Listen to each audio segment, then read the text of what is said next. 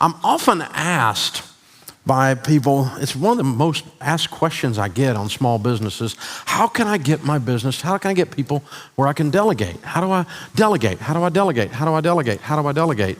And really, you can't even ask that question until you've done a whole lot of preparation and you've got the right people in the right seats to delegate to. Organizations that delegate well are fanatical about a bunch of different things. Hiring and firing, to create an environment and the right kind of people in the seats to be able to delegate to. Compensation, unity, loyalty, communication, recognition. You create a culture, you create an environment inside the organization that is delegatable, that is predictable, that you can follow through on. Delegation is probably one of the most misunderstood and abused areas of leadership. We think we can delegate to someone based on their talent, and that's not it. Talent's part of it. But there's a whole process of going on with this. The process of building a team that concepts can be delegated to is lengthy. You can't just hire someone, sit them in the slot, and delegate to them. You can delegate, make copies, make coffee, but I'm talking about delegating entire business systems and sections to someone. You can't do that without spending some effort and some time on this. Hiring and firing take time to find thoroughbreds and have the courage to get the donkeys out. I tried to mix thoroughbreds and donkeys for a while, and they don't like each other. Donkeys don't like thoroughbreds around because the very presence of a thoroughbred exposes a donkey's donkeyness. Thoroughbreds don't like having donkeys around because, well, they're donkeys. They don't care. They're lazy, they're bullheaded, they're belligerent, and they don't care. Did I mention that they don't care? Thoroughbreds don't want to hang around that. So you get a couple talented people in a stable full of donkeys, they will leave because they don't want to hang out. Thoroughbreds don't want to hang out with donkeys.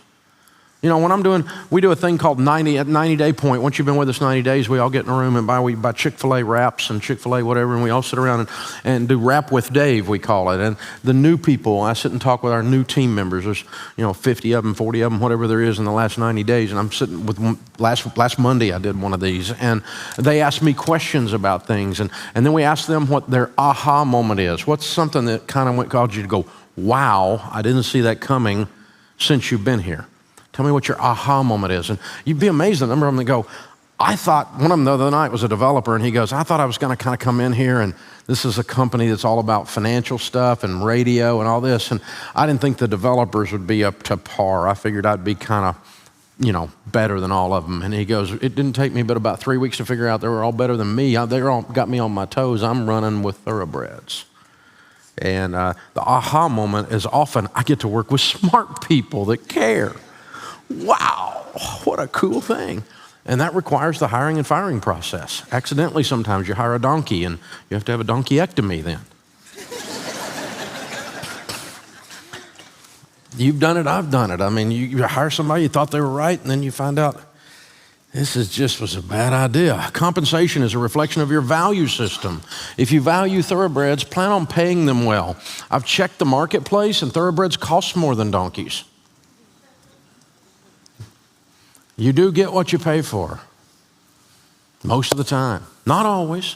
There's no guarantee that just because you pay a lot, you're going to get a lot, but there's pretty much a guarantee that if you don't pay a lot, you're not going to get a thoroughbred. You're going to pay a little more to get somebody that really brings the water, that really knows what they're doing, and that really cares deeply, and that thinks critically. They think above the problem. They're not just trying to get by, and they don't say, take it easy and mean it.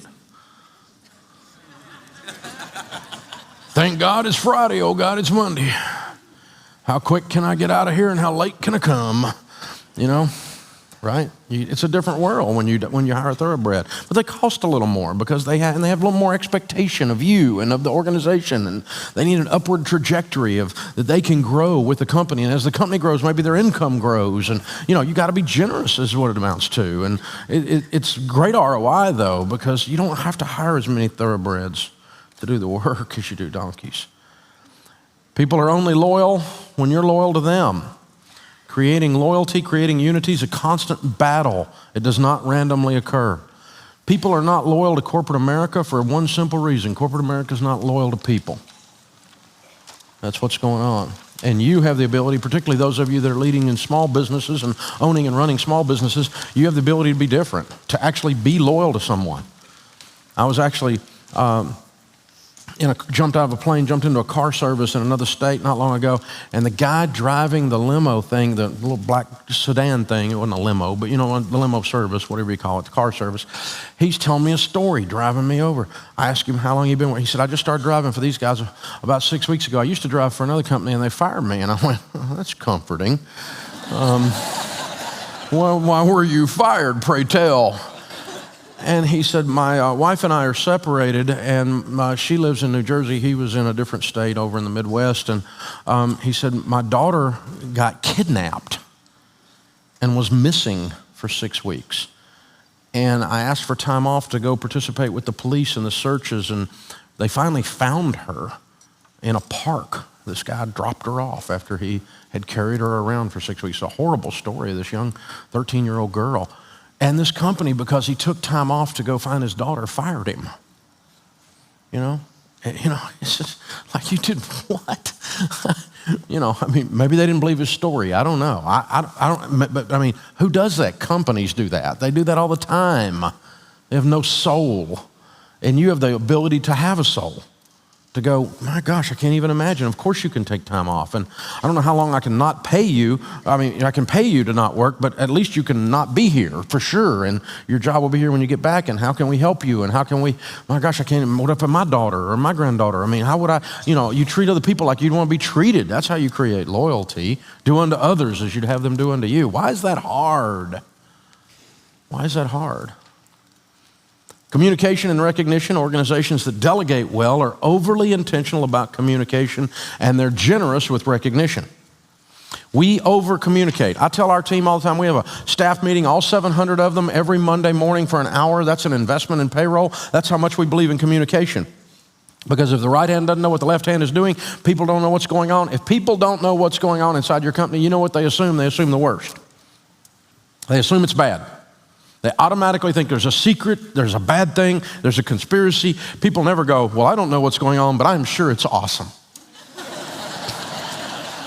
They never do that. It's not human nature, right? And so you have to over-communicate. You have to give them too much information. Information that makes you feel a little bit uncomfortable because you went so far into the details. And you're not insulting people. We're not trying to throw people on the bus, but we tell people what's going on. You're grown-ups. This is not a kindergarten class. We're going to have an adult discussion here. Here's some stuff that went on, and here's the result of what went on. And you need to know that you're going to read this on Twitter, and you're going to see this coming, and you're going to hear this about Dave Ramsey, and here's what really did happen out of that, and here's what really didn't happen out of that. And you need to know that because you work here instead of wondering, well, I read the article and I don't know, I work here, but I don't know what they really did.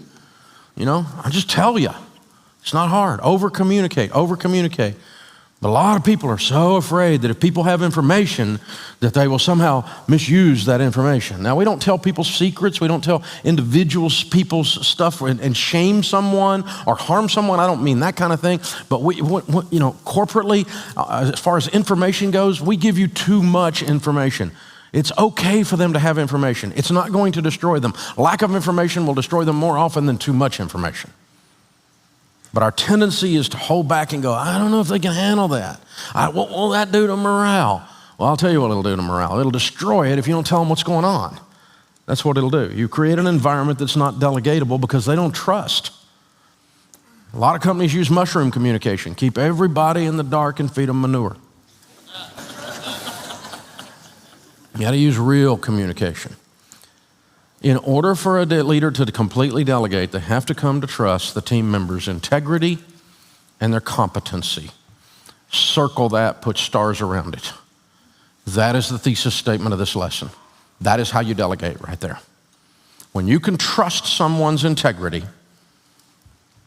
and you can trust their ability to do what you're asking them to do, you don't have to check it. You'll just check the results. You don't have to micromanage anymore. And that takes time. You cannot hire someone off the street and in 6 seconds go, I trust your integrity and I trust your competency now that you just got past your resume. No way. Not unless you're a fool. And the more time you spend with someone and the more you see them accomplishing it, the more you can trust their integrity, right? the more you can trust their competency. So someone that has been with me for 20 years and is running a $50 million section of our business, one of our EVPs as an example, obviously I have a lot more trust in that lady or that man's integrity and in their competency than I do a new leader who just started with us 6 weeks ago. There's no possible way. I don't have a track record with them. I don't trust them based on their resume or what they did at the other place. They get a shot at me trusting them based on what they did at the other place. But they earn the trust here. They prove their competence here.